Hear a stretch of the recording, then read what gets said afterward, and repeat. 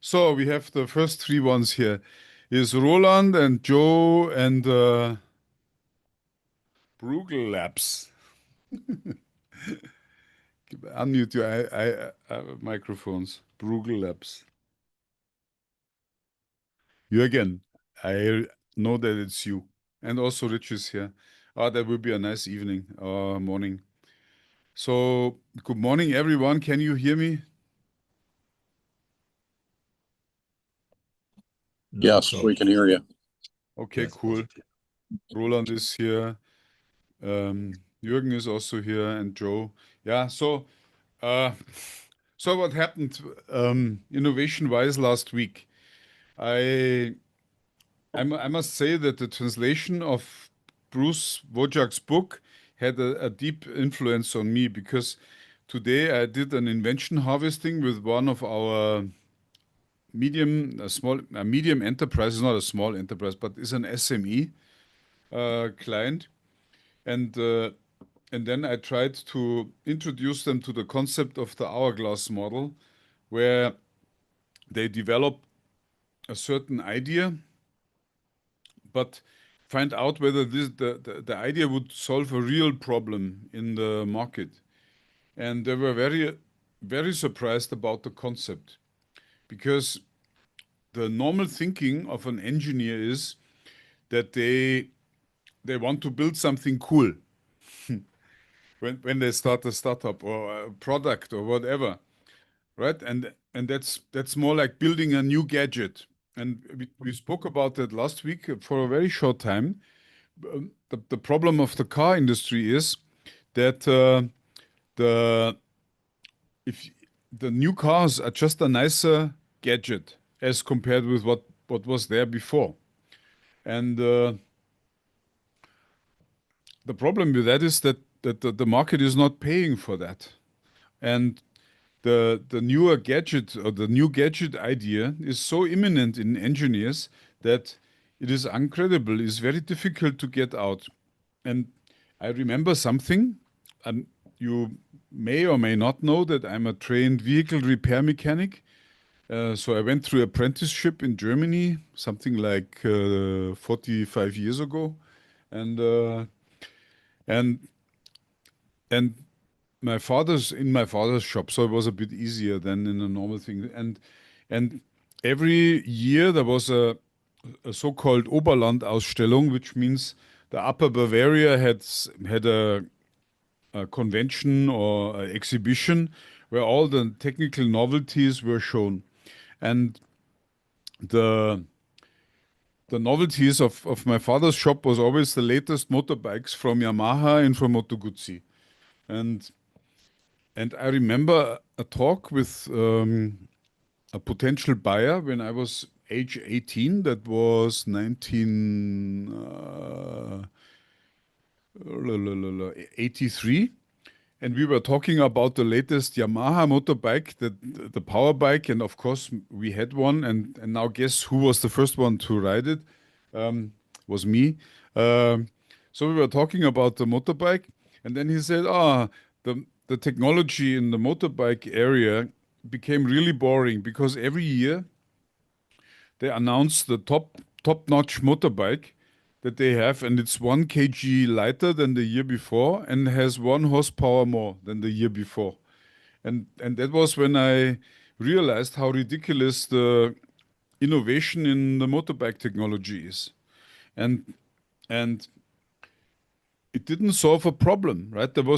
I'm very sure that the Yamaha company invested millions into that 1 kg lighter and 1 horsepower more, but it's not something that is attracting new buyers to them. You rather keep your model of the last year, unless you really want a new motorbike because you crashed it, and that seldom happens. So. And also that I could see that business model of my father didn't really work out. And if you apply the same principles to today's industries that are declining, and I just name two. The number one is the car industry, and is my guess that in Germany, currently there are about 4.2 million cars built per year in Germany, in German factories on German soil, that this export will decline by 70, that no, of which 80%, something like 500,000 are, no, 3,500,000 are exported. Of the 4.2 million, 3,500,000 are exported to other countries. They could be in Europe or outside of Europe, but they are exported. And my guess is that this export of vehicles will decline by 75%. And why is this so? It's very simple, because the export is cut off. And this decline will have a severe impact on the German economy in total, but also on the international economy, national economics, because all the supply chains will be affected. But that's not only limited to that, and you see that all over the place. Like, Rich, you mentioned this Apple developers conference that is every year, right? And you said the developers conference usually was something with path-breaking inventions that or innovation that comes through, but this year it was somehow different. And I believe that the smartphone industry is the next industry after the German car manufacturing and exporting industry that would suffer from such signs of decline. Yeah, the in the U.S. press, they and both in the financial news as well as in the general technology press, sort of picked up on the thread that this year's developers conference by Apple was sort of like a little bit of a downer, right? And there wasn't any new revelations per se, and new inventions and new technology that the developers could really sink their teeth into.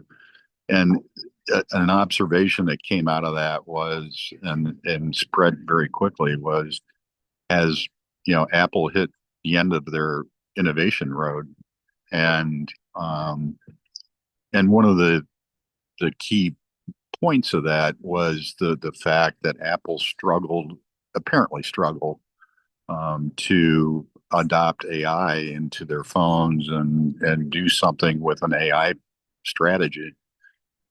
Now, there's a lot to be said about that. I mean, and one of the other points of contention and perspectives is that, well, Apple's paid Google, 20 billion a year.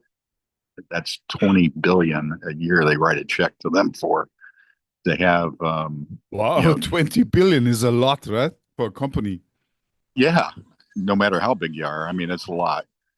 And so, the question came about, well, does Apple need to be, a technology leader, or do they need to be just a leader in the end product?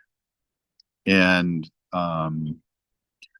it's sort of an interesting question, because when you think about the AI expense and the investment and the race that's already taken place between the behemoths here and in the US and other players around the world, building data centers and investing in AI heavily, is it wiser just to, Apple sit on the sidelines of that and just, license the AI piece and then integrate that into, the product? And frankly, I think that's, in my opinion, that's what they should do. I don't think that they, need to enter that. They can license the best of the best, and because they've got 2 billion or 3 billion units in the market, between all the iPads and computers and cell phones. So there's a built-in installed base there that's a behemoth that any of those providers want to tap into. So that's I apologize for taking so much time to explain all that, but that was sort of the general perspective that came out of that meeting. Number one, Rich, please don't apologize. Is You're providing content and which is very valuable, so we don't apologize for that, and it's really welcome. Um, uh, what what I immediately thought was, is Apple going to be the next Nokia? And did they learn the lesson? Did they? I don't know. And I mean, Nokia today is still a network provider, but it was once the biggest mobile phone manufacturer in the world, right? Right, right. Yep. But just one difference is, I saw a statistics recently. Apple is the biggest listed company in the world. Is really a giant. And Yeah, as far as market cap, yeah, that's correct. Yeah. yeah, I don't know what is the biggest company in the world, but I mean, at least Well, get it goes back and forth between Apple and Microsoft and Berkshire. Tesla's up there as well. So it's Berkshire yeah, Berkshire had a way of yeah. yeah, they're only Berkshire is about I think around a trillion, and I think Apple's last market cap number that I recall is like 2.4 trillion. What So is a I mean, very big they're number anyway. I cannot imagine how yeah, I much mean 1 trillion looks on a bank account. I mean, as a, it's a lot of zeros. and then yeah, so and ultimately, Apple is still a company that was built on a serial innovator, which is Steve Jobs, and he had other serial innovators around him. And after Steve Jobs died, and it seems to me that this innovation, that breakthrough innovation power of Apple also died. I can't see it. Yeah, on one of my trips to Silicon Valley, I met with a angel investor VC, and he made a comment to me that I thought was pretty interesting. He said that Apple has basically in Tim Cook's era of Apple, he basically had just taken forth all the roadmap plans that Jobs had put down and just followed that, right? And what's he done? And so now it's Tim Cook's turn now, to see, especially in this turbulent time, with the shift and them pulling, a lot of business out of manufacturing business out of China and moving it to India.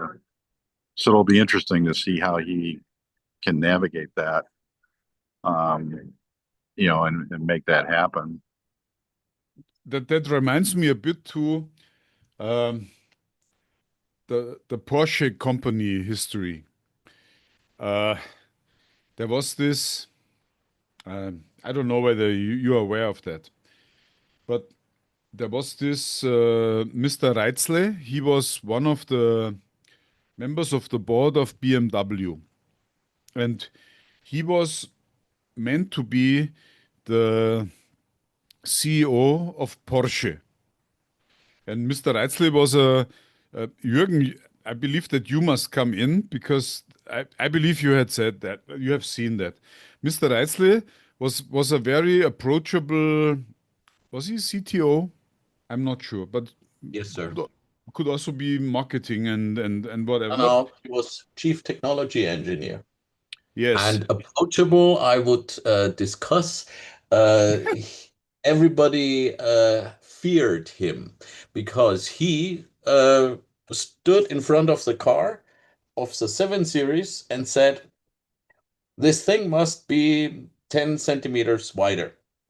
And all the tooling, all the heavy stamping, everything was done and finished. yeah, but that So, was later he sold this as his trick um, to confuse the competition because at that time the plan was that the BMW 7 Series should be cigar-like, and then unexpectedly they issued the 7 Series not cigar-like but like a fat series, like fatter than the Mercedes S-Class. And Yeah, that was a side effect.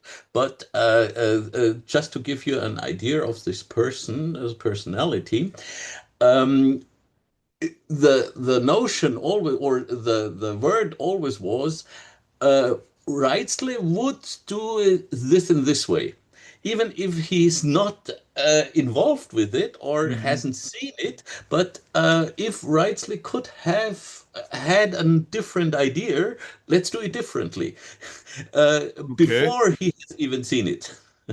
So, sounds a bit like what would Jesus do, right? Yeah. Yes. Yeah. So maybe Rich or the Americans here, I don't know so much about Stephen Jobs, but that sounds a bit like this. So Stephen Jobs was really a guy who was not inside the box, but very much outside the box. And and he brought so many insights. So, but to complete my story, so this Mr. Reitzle was to be nominated as the CEO of Porsche. And he had a very clear idea. He wanted to install um, um, a mini Porsche that is very affordable in the Golf class, or maybe a little bit more expensive, the Volkswagen Golf class price area. And and by doing so, um, he would create cash flow, and from that cash flow other things would be generated. And at one point and it so happened that this plan and also his nomination to be CEO of Porsche while he was still a CTO in BMW was leaked to the press. And then a few days before he started his job there, and the contracts were not yet signed, this somehow was leaked to the press, and everybody knew it. So he had to withdraw from that. And then there was a problem because Porsche needed a CEO, and then there was this Mr. Wiedeking. And Mr. Wiedeking was more um, an operational or bureaucrat like this. What's his name again? Tim Cook or something like of Apple. And and is it Tim Cook? Please correct me if I'm wrong. I'm not Oh, so much. that's correct. He's CEO. Yeah. Yeah. So and suddenly this Mr. Wiedeking, a colorless bureaucrat, suddenly became the CEO of Porsche. And what he did is he took the Mr. Reitzle's plans from BMW and just created a cheap um, middle class Porsche, right? That you would give your wife or your son or something else, but it's still a Porsche and very fast, very powerful, and it's really a fun car. It's more like a go-kart, like as with a car. So, but and they sold them in hundreds of thousands and made a big cash flow that ultimately helped to save the Porsche company. And and to me, and now I put the puzzle pieces together because, Rich, we discussed this a bit behind the scenes. There was this book written by another American who said that Apple financed the Chinese government, and now the Chinese, in order to produce the Apple phones for very cheap, with a very high quality and a very high performance. And at the same time, the Chinese government did a transfer innovation. That's your domain, Rich. A transfer innovation story to apply the same principles to the entire economy of China. So Apple and China, how to say, in a quite symbiotic relationship, promoted each other. So today you cannot easily say that Apple is now manufacturing in India because that's not happening at least as the book says so. And now we see that for some reason Apple has reached the flat end of the S curve. At least that's how I interpret it. Say, Martin, quick question, and I'll come back to Apple in a second. Michael here. What model of Porsche are you referring to? Because I bought a 924 and it was not a 911. And then they did the Boxster. What model specifically are you talking about? That The was the Boxster was the cash cow.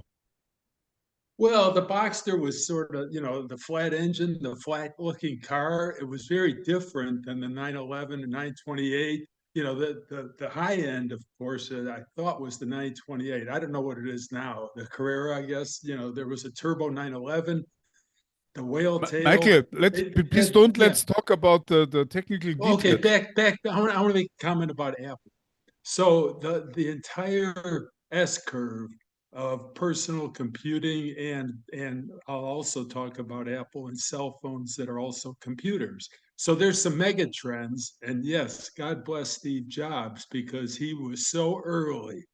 But there were other people, not the least of which, of course, is IBM and Bill Gates with the Windows operating system. So Jobs caught the S curve for both the phone and the computer very early. Those were two separate S curves, as you know from your Nokia comments, but now they've come together. So we all have a computer that's also a phone. So for me, it's my fourth computer I use when I travel. I don't take a laptop anymore. I take my phone. And I'm sure that's true for billions of people worldwide. Okay, Those mega trends, yeah, it's not just Steve Jobs. The entire market for computers and phones lay on the shoulders of thousands of innovations to make the chip smaller, more powerful, the software. Steve Jobs was early, but he wasn't alone. Okay, that's all I want to say. okay. In very short words, we had here. What's his first name? I forgot. McDonald. Maybe Ian McDonald. He was here. He's the former CTO of Nokia, or was he CTO or vice president? Just one below CTO.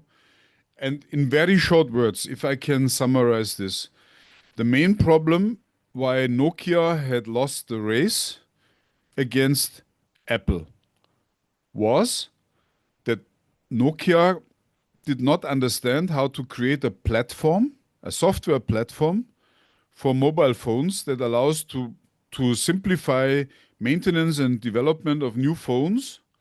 So in the end, and Ian said that in the end he ran out of, because HR couldn't provide new development engineers, because at one point in time he had 2 dozen new operating systems to maintain and to develop. And the difference was that Apple had only one single operating system that was compatible across the entire mobile product range. And in other words, speaking as a radio engineer, which I am in part, it was much more promising to integrate a radio into your computer and then make that computer portable than integrating a computer into a number of radios.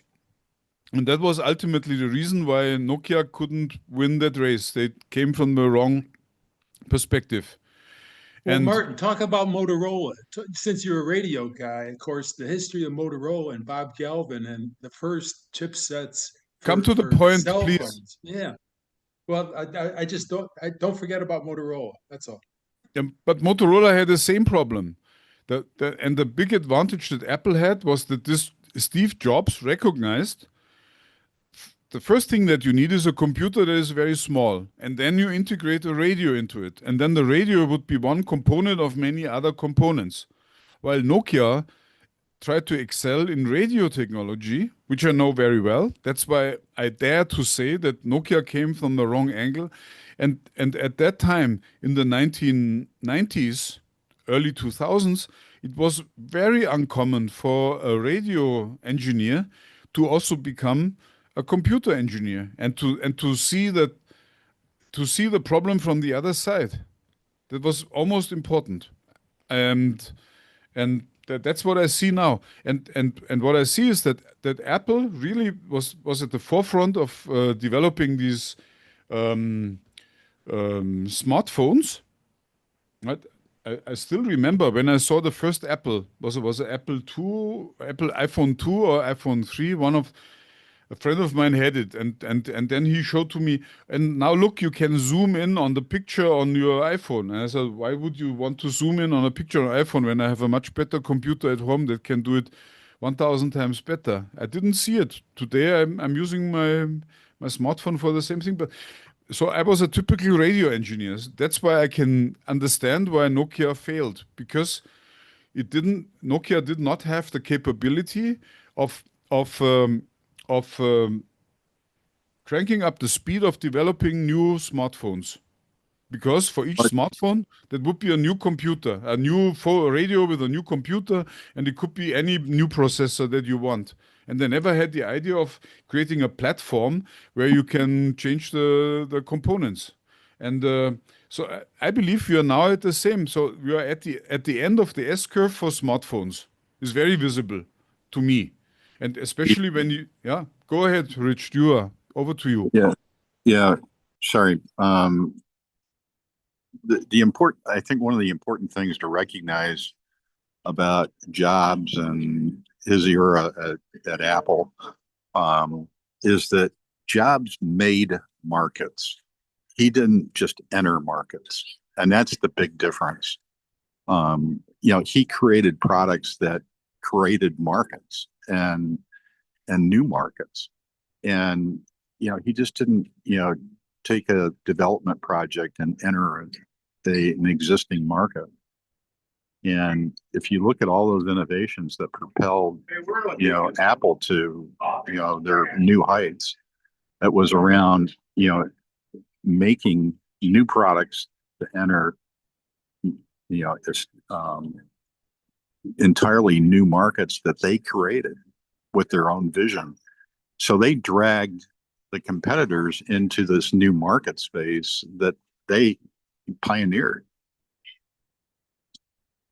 So I just wanted to make that comment because it's Okay. a Yep. very big distinction versus companies that just look at mega trends and look at existing markets and have innovation policies and procedures and development projects around those established markets. And I mean that's the way you die, right? Yeah, and coming back to where I started, I believe this hourglass model is very to the point. If you don't listen to the market and you get an idea what the market wants, when you say that, Rich, you're president, right? I wrote this book that he wrote, the art of making a deal, long time ago, before his first president. How do you say presidency, presidentship, whatever, and. And then he spoke from his experience as a real estate developer in New York. And he said, hey, as a real estate developer, you just don't accept the neighborhood where you are. If you're big and powerful enough, you can change neighborhoods, i.e., markets. And then he gave an example. There is some neighborhood in New York that in Manhattan that was some very bad, and he decided to invest something there with a lot of risk. And today this is a first class neighborhood. Please don't ask me which one because I was in New York maybe 3 times in my life. So, but I read his book and I immediately understood, and that resonates with me.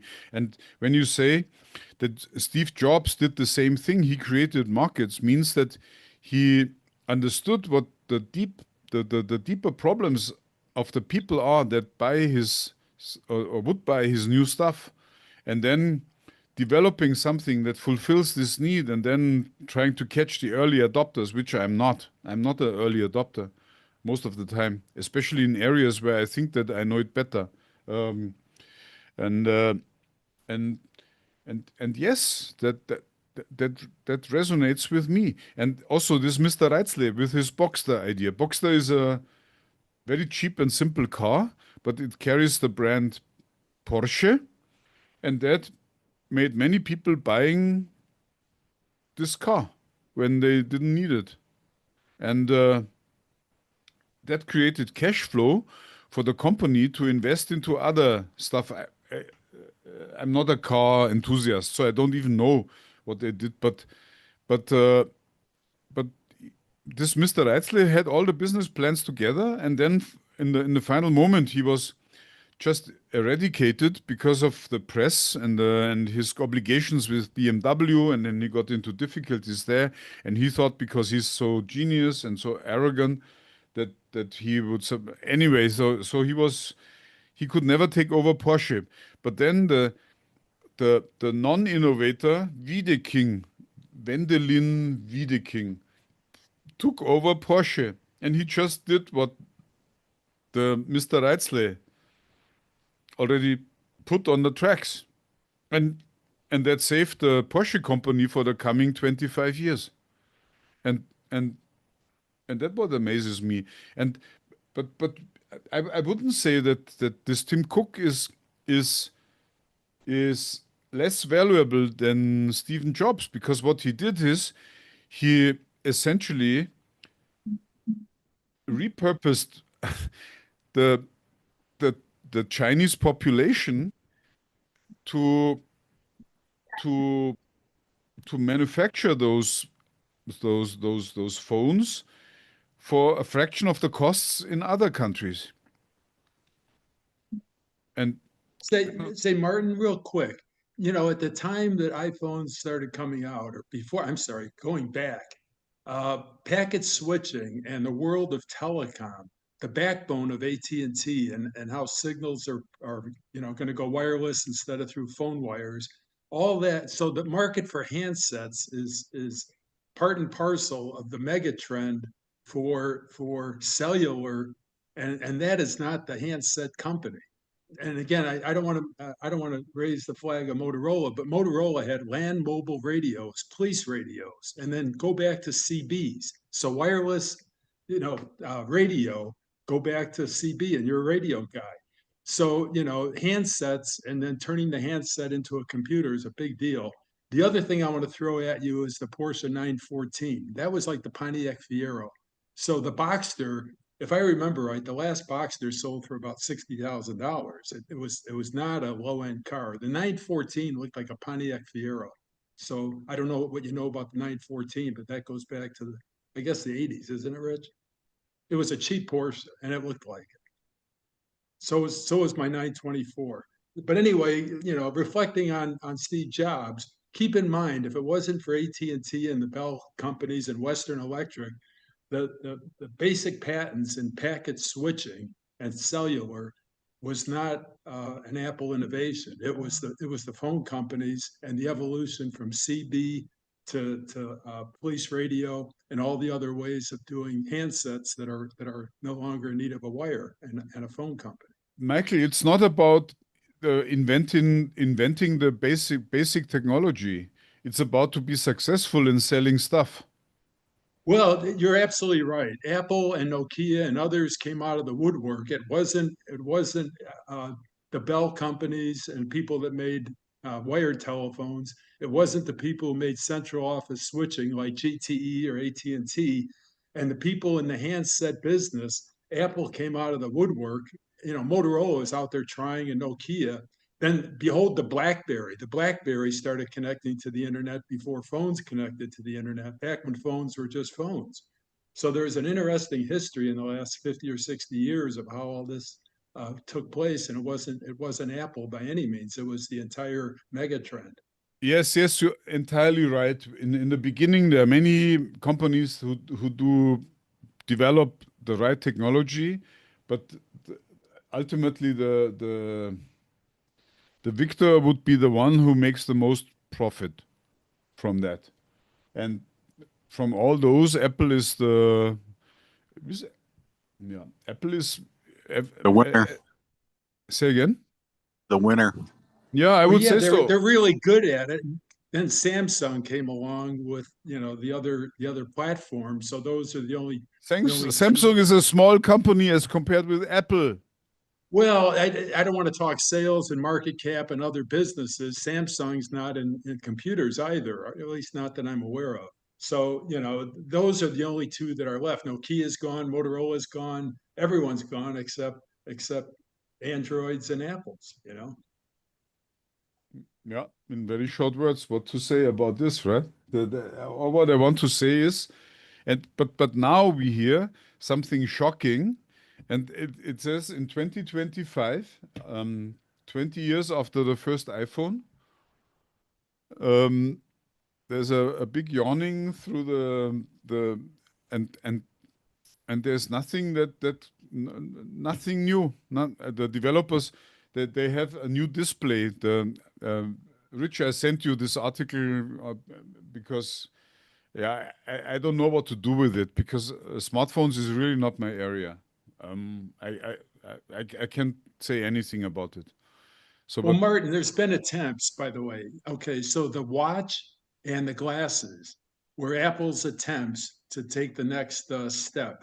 And the watch, I don't know too much about the market growth, but you know, the watch was $400 or $500 and it could do some of what your phone can do. But of course, who wants to look at a Michael, display that's neither you and I know much about this smartphone, smartwatch, smart whatever Well, and the thing. glasses. Don't forget the glasses and virtual reality. The goggles and the Okay, glasses. People Michael, try. Right. how many virtual goggles do you have? Oh no! Like I said, both of them I think were a flop. The watch wasn't as bad a flop as virtual reality and Michael, I glasses. have none. I Mike, can. Yeah, I Yes. don't know anyone that has any. My Michael, son-in-law's got a watch. Yeah. Michael, the watch is not a flop. It was a slow entry product at the beginning, but you know, I'm wearing right now an Apple Watch Series 10. I'm not sure if there's an 11 out or not, but I've got a 10, and you know, it's there's so many features and functions on it that just blow me away. But my only complaint about the watches is that the battery life is not long enough. Well, when you Um, go out, but Rich, you take both with you. When you go out on the road, you take your phone. You don't just take your watch. You take both then, right? Why? yeah, be, Well, well, why? why? Why? Because I can be in a meeting and just glance at my watch and see who's texting me or see who sent me an email. Well, I suppose And people going to a courthouse or church, you know, where phones aren't permissible. Does your watch ring if you're in traffic court or something? You know, are you allowed to take it in places where you can't take your phone? um, I haven't run into a problem with that yet. Um, but you know, basically, you know, when I was doing an oil and gas um, project just like 4 months ago, 5 months ago, um, the one of the facilities I went into, they would not allow me to carry my phone in, and I just took my watch off too and put that in the bin before I walked into the facility, because they didn't want any photographs or any other kind of data to be transmitted out of that facility. But Well, Rich, per Martin's point, if you take 20 of your friends and family, how many are like you that have both? You know, I think Martin hit it right on the head. How many people do you know that have the watch? And the watch was like $400, wasn't it? yeah, it's not inexpensive, but you know, it gives you a lot of functionality. And Well, everyone has a Frank, phone, to answer but your maybe question, 2% of to answer people have the watch, right? to answer your question, I mean, when you look at a breakdown of Apple sales, I mean, just Google it. If you take a look at it, watches are a huge portion of their revenue now. I mean, it's massive. It's not, you know, just a, you know, $100 million business. I mean, it's several billion. Really? Well, Huh. Oh, there's it's huge. It's huge. Mm. But, you know, they, like I said, I'm on Series 10. There could be 11 or 12 out there already because I've had my watch about a little over a year. And, you know, it's a nice a functional device, and you know, it allows you to do some things, you know, with and have some freedom away from your phone and have that in your pocket or you know your vest pocket, your jacket, and you know not be looking at your phone constantly. And you know that's what I like, you know, about it. But um, doesn't happen very often that I'm on the forefront of technology, but I'm all the way behind Rich in this case. I do have a smartwatch, not an iPhone, Apple Watch, but Samsung. And virtually everyone in our law firm also has smartwatches. And it's absolutely true what Rich just said. It's so convenient. I mean, you get a message, you don't hear it, but your smartwatch vibrates. You take a quick look, you can immediately say what's going on. And all the other functions, for example, when navigating with Google Maps, the picture can be displayed on your watch, so you don't have to hold your phone. It's absolutely fantastic. I'm even using all these fitness functions just to make sure that I make more than 5,000 steps each day. So it's absolutely convenient. I'm surprised to hear that in public awareness, the smartwatches are not so predominant, because I think that was one technology which was absolutely underrated in the beginning, and at least here in Germany, it's a wide success. Yeah, it's a huge success here too, Roland, and I think it is around the world. But when Apple first got into the watch, when they announced they were going to go into the watch industry, there was a lot of proponents out there and a lot of investors that put up a lot of stink about that and said, it's a non-profitable business, and it's hyper competitive, and what are you going to do differently? Well, Apple proved them wrong again, right? And has just become a kingpin in the watch industry. I mean, but the watch industry, I'm a watch nut, so I pay attention to that industry, and that industry has actually grown, and independent of electronic watches, it's like an Apple or a Samsung. It's grown, tremendously over the last 10 years. From a mechanical watch standpoint, and even quartz watches. So. It's funny, Rich. Way back, I remember Seiko tried to put a calculator on a watch and other people. So, back 50 years ago, when watches started becoming digital, Seiko said, oh, we'll put an alarm on it to wake you up in the morning. Then we'll put a calculator on it. And then there was Palm Pilot, who never got into watches. So, watches that did more than tell time were tried. And I don't think anyone would buy a watch just because it has a calculator or an alarm clock or a stopwatch. Michael, But you don't understand the Nokia problem. This is where Nokia was. did they have a calculator wristwatch like Seiko, Martin? No, the systemic. Go one level up. Go one level up. This is very important now. Nokia died because they did not understand that a phone is a platform, and within the platform, all the components have to obey to an operating system.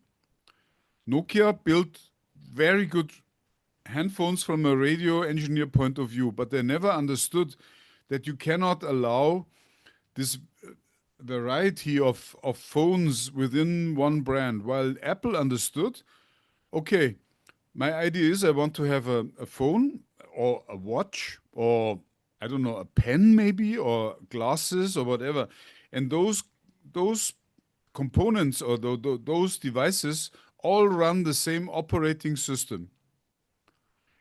And only then can you really jump on the S curve of the hardware industry that on the computers. And that also was the big difference in the beginning when Windows was still a very, how to say, tinkerer type operating system. Apple had a computer operating system that worked on computers that was 10, 20 years old. Not so Windows. At one point in time, you need to scrap your hardware because it doesn't work anymore. But in principle, the Apple stuff works over time. They make it sure that it works. And the same, so the watch is just another smartphone that you can wear with a wristband. And you don't, if you develop it and you remain within the specification of the operating system, you don't need to care about what your watch does because you don't need to program it. It just then the messages or the email would just be a reduced working function of what works on your mainframe computer. And that's the reason why Apple remained and became the leader, while Nokia never made it. Martin, Ultimately. one of the things I remember from that gentleman that came on the stage for us and told us about Nokia's problem was, I think he said that there were, at least what I recall of that is that there were 10 or 11 operating systems that Nokia had versus Apple's one, right? Yes, And exactly. that's what killed them was trying to support and innovate around 10 or 11 different platforms, software platforms versus one that Apple had, plus the ecosystem idea and the developer idea that Apple came up with, to foster innovation within their product domain, was I think that's a very underrated topic, frankly. I think that was much more to their much to their success, and much of their success was driven by that developer ecosystem. Yeah, exactly. That is what I wanted to say. But you worded it from a different perspective, and I think it's now much clearer because the message is the same, right? Apple just unified the way they handled communication, and Nokia did not. And that was the breakthrough, or the whatever, taking it to a new level. And you need a person like Steve Jobs for that. And he passed away, and he got Tim Cook, and Tim Cook was more the operations guy, but also inventive in that sense. He was not um, just a linear guy who just applied what he knows from high school or from university to his job, but he also thought in a bigger frame. How can I put the entire country to become? Maybe he thought that they would serve him in the beginning, but then he complied to what the Chinese government required, namely that you comply with the system requirements. So now Apple and China, according to this author Rich McGee, they are in a symbiotic relationship. And Apple is investing something like 50 million a year into China. 50 million a year. Well, That's the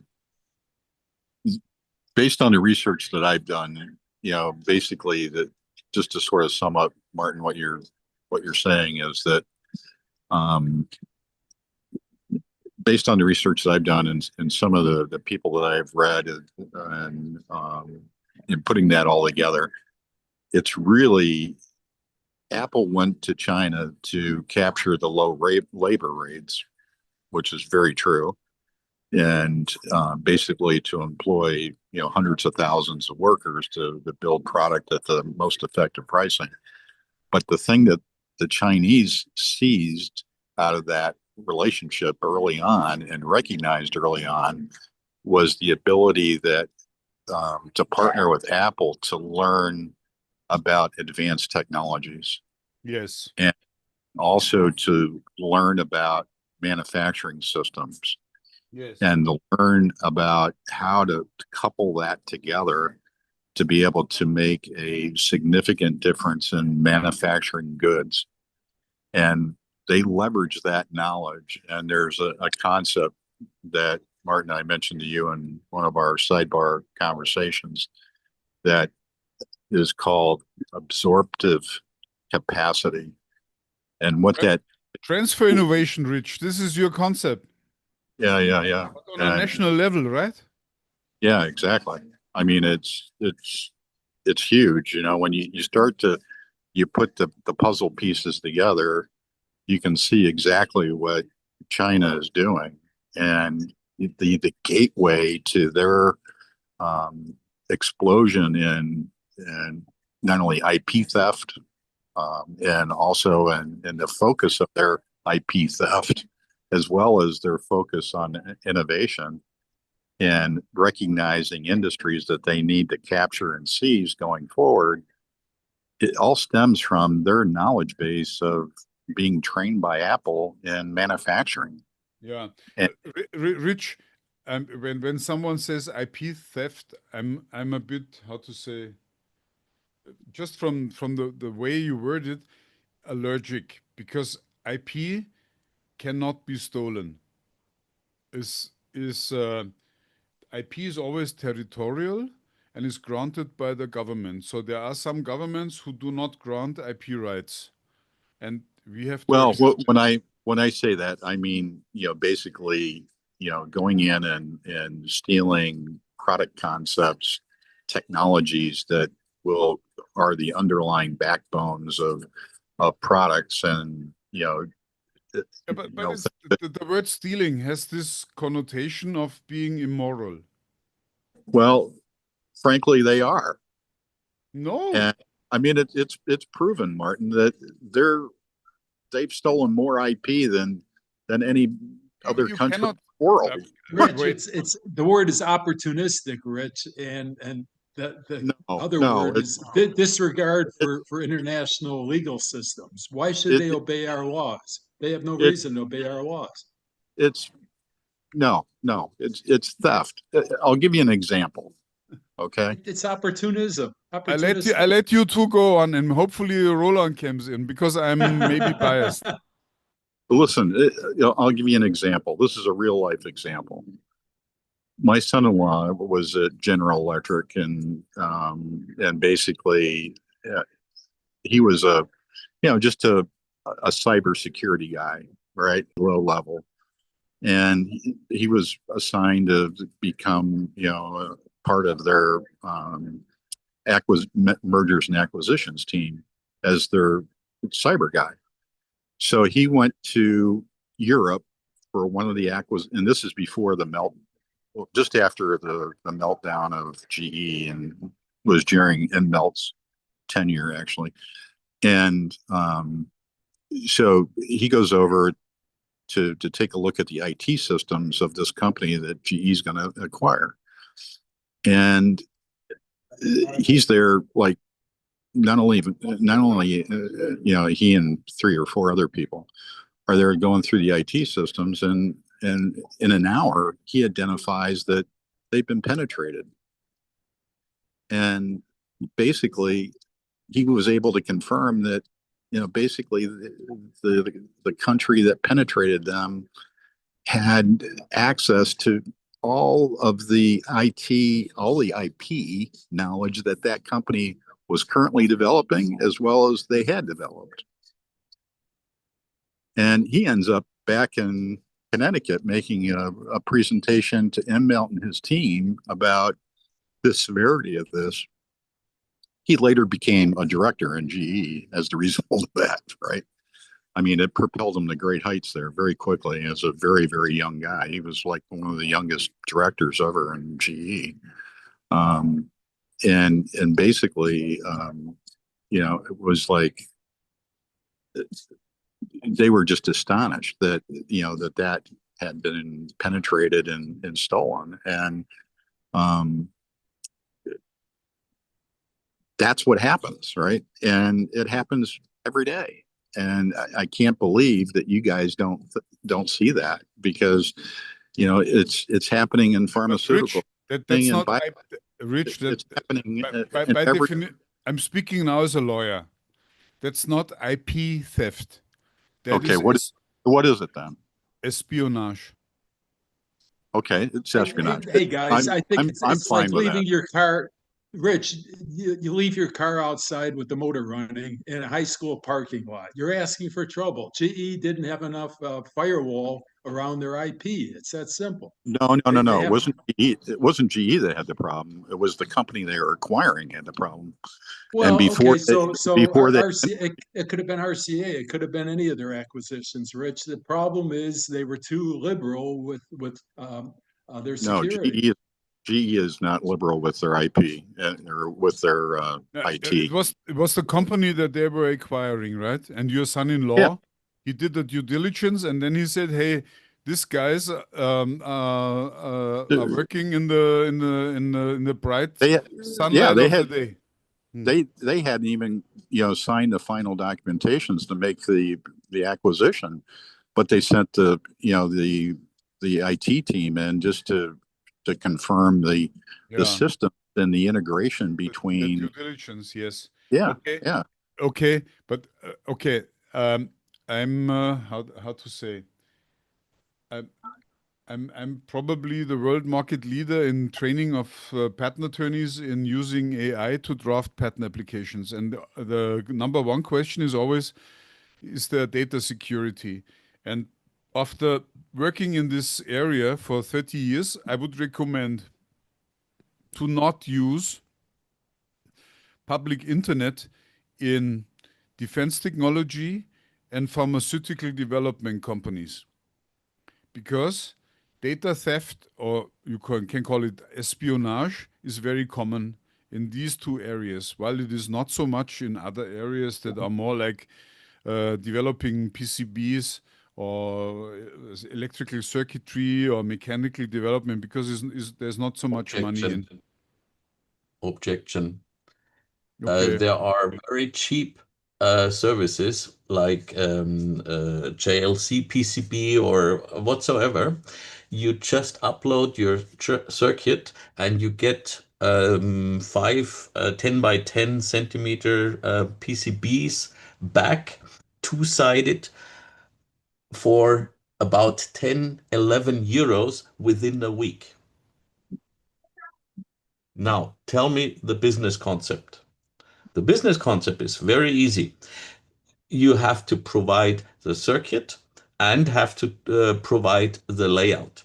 And there are whatever, 1,000 bad ones. And there is a little jewel. And here we have it. And by the way, I also put a link into the chat about this espionage, Chinese espionage.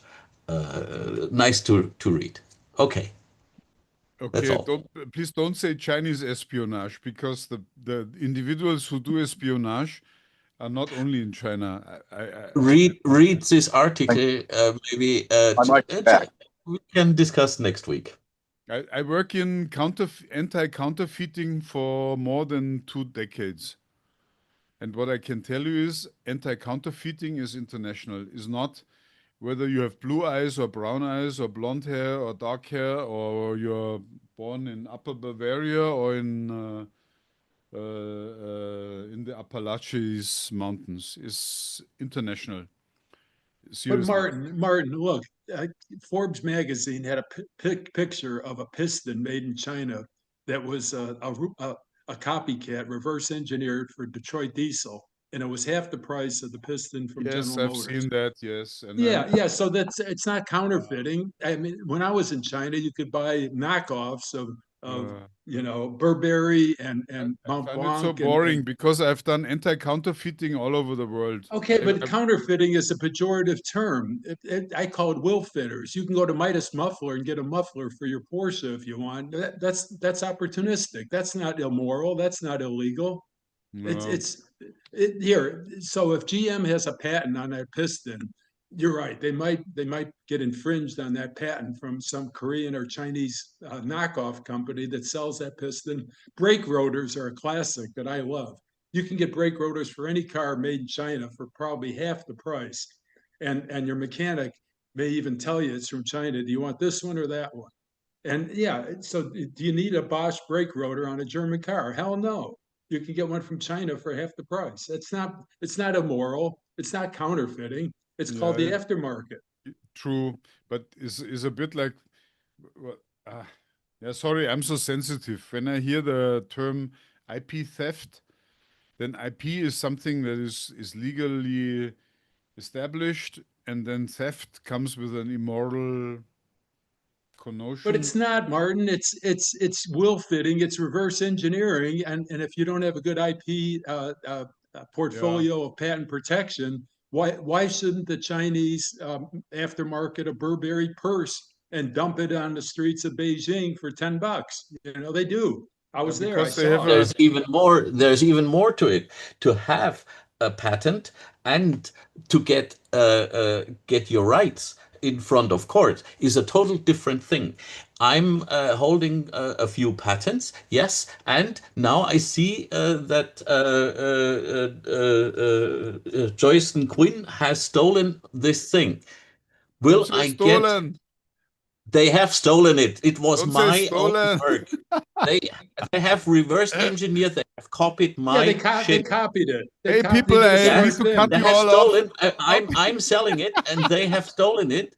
And these Chinese bastards. Yeah, but Cool. I will never get my right. I will You never need a get bigger a fence. You penny. need a higher fence. You need a bigger fence around your backyard. Yeah, I need Okay? a higher fence, but I can't afford it. I'm a little guy.